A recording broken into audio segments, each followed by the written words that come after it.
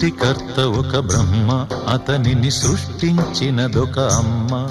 ఆ అమ్మకి తెలియని చిత్రాలు ఎన్నో, ఈ సృష్టిని స్తంభింపచేసే తంత్రాలు ఎన్నో. సృష్టికర్త ఒక బ్రహ్మ, అతనిని సృష్టించినదొక అమ్మ.